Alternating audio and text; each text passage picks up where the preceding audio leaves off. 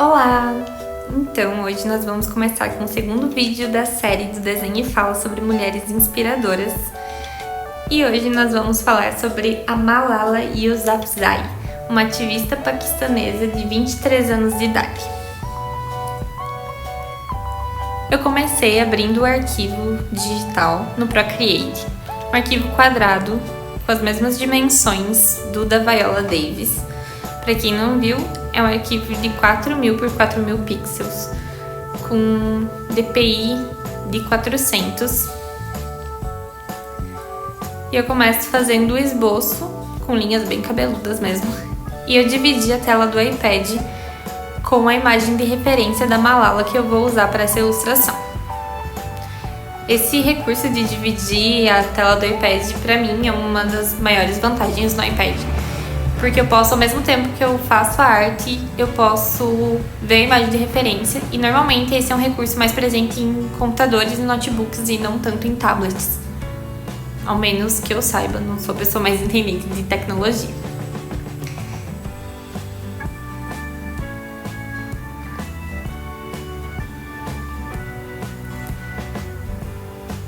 Então, para falar um pouco sobre a história da Malala, ela nasceu e cresceu em Mingora, numa região bem conservadora do Paquistão. Ela é a primogênita, a primeira filha da família, e depois dela, os pais dela tiveram mais 2 filhos homens. No Paquistão, como em vários outros países ali da região, os filhos comemorados são os filhos homens. Então, o esperado é que os primeiros filhos, principalmente da família, sejam filhos homens, que são comemorados com festa, que tem todos os direitos. E as mulheres não são tão benquistas assim pelas famílias. Mas na família da Malala isso foi um pouco diferente. O pai dela sempre foi uma pessoa que lutou muito pela educação, tanto que ele é dono de escolas ali da região. Mesmo não tendo muito dinheiro, ele sempre se propôs a levar a educação para mais pessoas. E ele fez questão de comemorar o nascimento da Malala como ele comemoraria o nascimento se fosse um filho homem. Então isso já sempre deu apoio para Malala ser uma pessoa que sempre amou livros, sempre amou estudar e sempre foi em busca disso. E a região onde eles moravam, por ser uma região bem conservadora, também tinha muita influência do Talibã. E em 2008, o líder do Talibã, que dominava essa região ali, exigiu que as escolas não dessem mais aulas para as meninas, por um mês, a princípio. Naquela época, um jornalista da BBC perguntou para o pai da Malala, que era o dono da escola em que ela estudava, se tinha algum aluno disposto a falar sobre esse assunto. Nisso, a Malala criou o blog Diário de uma Estudante Paquistanesa, para escrever sobre as suas vivências, seu amor pelos estudos e as dificuldades de viver no Paquistão. No início, ela publicava com um pseudônimo de Gul Makai. Mas em poucos meses, o blog cresceu, a identidade da Malala foi revelada. Afinal, era um blog pela BBC, então tinha muito alcance. E ela começou a dar entrevistas na TV e em jornais. Aí, em outubro de 2012, aos 15 anos, por toda essa visibilidade que ela tinha, Malala sofreu um ataque do Talibã que baleou ela na cabeça na saída da escola. Ela entrou numa van escolar e 2 homens armados entraram nessa van perguntando quem era Malala. E ninguém entregou ela a princípio, mas olharam para ela e isso foi o que bastou para eles reconhecerem ela, e o intuito era realmente matá-la. Ela levou 3 tiros, uma das balas acertou o lado esquerdo da testa e ela ficou em estado grave, apagada por vários dias. E lá no Paquistão eles não tinham estrutura para lidar com isso, então ela foi transferida para o Reino Unido, onde ela recebeu todo o tratamento, fez cirurgia e foi onde ela se recuperou. Esse ataque foi logo depois dos talibãs perderem o controle da região onde a Malala morava, o Vale Swat. E a justificativa, entre muitas aspas, foi dela ser uma ameaça contra o Islã. Essa tentativa de assassinato da Malala desencadeou um movimento de apoio em vários países do mundo e, inclusive, isso fez com que o Gordon Brown, que é um enviado da ONU para a Educação Global, lançasse uma petição em nome da Malala e com o slogan I am Malala, exigindo que todas as crianças do mundo estivessem matriculadas em escolas até o fim de 2015. E essa petição fez com que o Paquistão retificasse a primeira lei de direito à educação no país. Por esse ataque, a Malala foi ficando muito conhecida mundialmente e foi quando a gente começou a ouvir o nome dela em vários jornais, em várias mídias de notícia e tudo mais. Tanto que em abril de 2013, ela foi capa da revista Time e considerada uma das 100 pessoas mais influentes do mundo. Em julho de 2013, ela fez um discurso na sede da ONU pedindo por acesso universal à educação. Ainda em 2013, ela foi homenageada com o prêmio Sarakov. Em 2014, foi nomeada para a World Children's Prize na Suécia.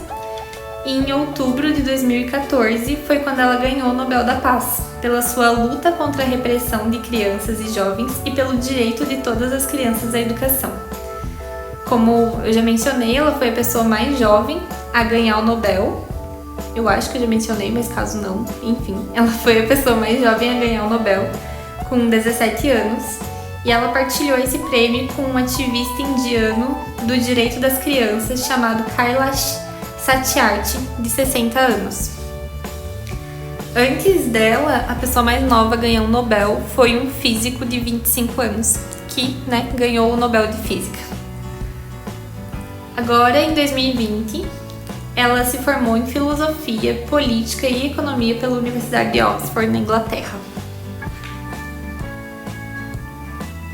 A Malala também já escreveu e publicou 3 livros. O primeiro foi em 2013, chamado Eu Sou Malala, a história da garota que defendeu o direito à educação e foi baleada pelo Talibã. O segundo livro foi em 2017 e foi voltado para o público infantil e se chama Malala e seu lápis mágico.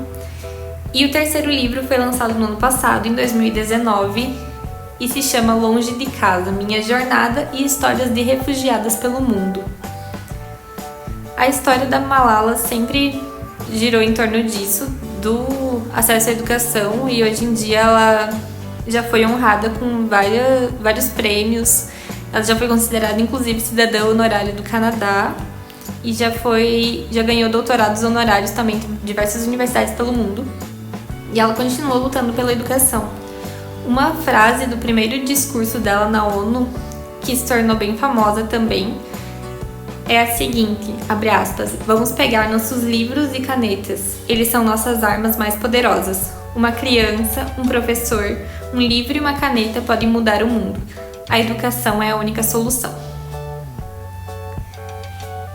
E partindo mais para um recorte pessoal, a história da Malala me faz muito repensar o meu feminismo. E quando eu digo repensar o feminismo, é nessa questão de fazer recortes mesmo, tanto recorte social, quanto de classe, de cor e até mesmo de geografia. Porque enquanto eu, feminista e mulher, branca, cis, jovem, loira, magra, de olho claro, de classe média, sou lutando pela liberdade do meu corpo, da minha sexualidade e do meu direito de ocupar lugar em espaço de poder, outras mulheres é que são negados direitos muito mais básicos, como a educação básica e até mesmo a existência.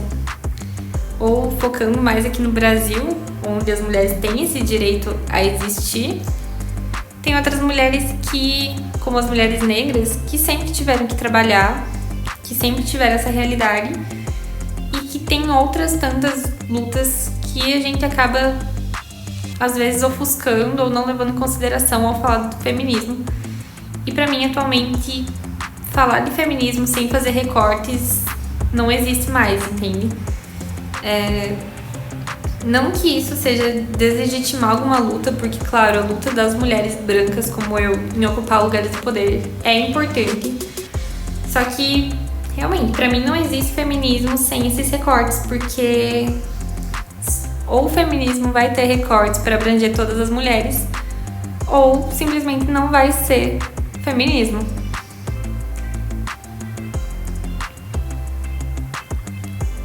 Um feminismo sem recorte, ele não vai abranger pluralidades. E a gente não tem como falar de um movimento sem falar de pluralidades, porque nós somos seres plurais. Nós temos vivências diferentes e todas elas têm que ser levadas em consideração. Considerar essas pluralidades, para mim, é reconhecer privilégios e usar desses privilégios para apoiar a luta de outras mulheres. Ou seja, usar da minha voz para ecoar e potencializar a voz de outras mulheres que vêm sendo silenciadas ou que até mesmo nunca tiveram direito e espaço para ter essa voz. E para mim, pensar nisso é muito importante. E a história da Malala, quando eu fui pesquisar mais a fundo, assisti os documentários que tem sobre ela, li um primeiro livro, foi um baque assim que me fez pensar ainda mais sobre isso, sabe? Que enquanto nós aqui no Ocidente, enquanto mulheres, nunca tivemos esse direito à educação negado, ao menos na minha geração, né, tudo mais. A gente já nasceu sabendo que a gente ia pra escola, mas que a gente, se optasse por isso, poderia ir pra faculdade. Lá do outro lado do mundo, o lado do mundo que não passa nos jornais e que não é falado, as meninas estavam sendo atacadas e Malala estava sendo sofrendo tentativas de assassinato. Ainda mais considerando que a Malala é um ano mais velha só que eu. Então, essa diferença, esse abismo entre as culturas se torna, pra mim, pelo menos, ainda mais potencializado. Mas enfim, fica aí pra gente repensar um pouquinho sobre a história dela. E eu aconselho muito vocês a pesquisarem o documentário sobre ela, ou mesmo os livros, quem tiver acesso, para conhecer um pouquinho mais sobre a história, além do que se fala nos jornais e além do que eu falei aqui nesse vídeo também. Falando um pouquinho sobre o desenho, eu quis fazer tudo bem estampado, porque eu gosto muito de texturas e estampas.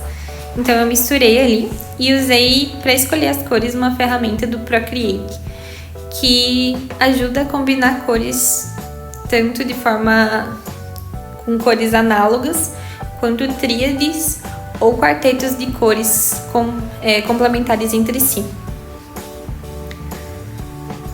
Aí vou brincando um pouquinho sempre com opacidade e misturando várias texturas e camadas. Estou finalizando já. E no final aqui eu vou deixar o Speed Paint gravado da tela do iPad. E novamente eu gostaria de pedir, se você tiver uma mulher inspiradora para me indicar e que você queira que eu ilustre e conte um pouquinho mais da história dela, deixa nos comentários. Eu vou adorar saber e vou trazer ela para cá pro quadro. A gente se vê na próxima sexta-feira com mais uma mulher incrível. Se você gostou, deixa seu like, se inscreve no canal e muito obrigada por assistir até aqui.